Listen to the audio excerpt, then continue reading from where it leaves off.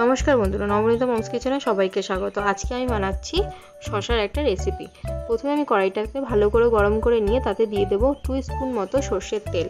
সর্ষের তেলটা দিয়ে ভালো করে গরম হয়ে আসবে তখন আমি 1 টেবিল স্পুন মতো গোটা সর্ষে দিয়ে দেবো। গোটা সর্ষেটা একটু হালকা ভাজা হয়ে আসলে তখন আমি সর্ষেটা ভালো করে হাতার সাহায্যে ভেঙে দিচ্ছি, কারণ সর্ষেটা ভাঙলে খুব সুন্দর একটা স্মেল আসবে।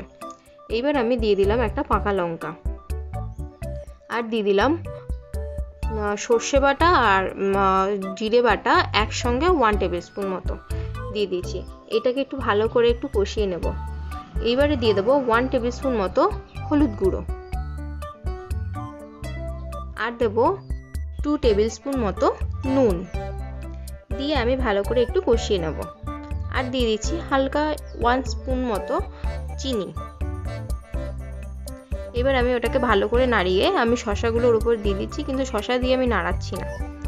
এইবারে এই অবস্থাতেই আমি 2 কাপের মতো জল দিয়ে দিচ্ছি।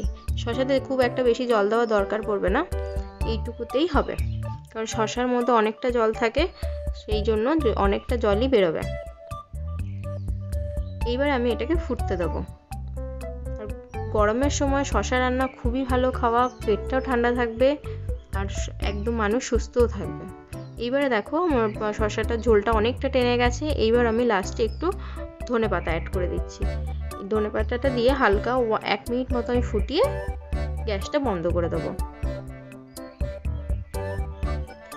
এই রান্নায় খুব একটা বেশি মশলার দরকার পড়ে না, অল্প খুবই সামান্য 2-1টা মশলা হলেই চলে।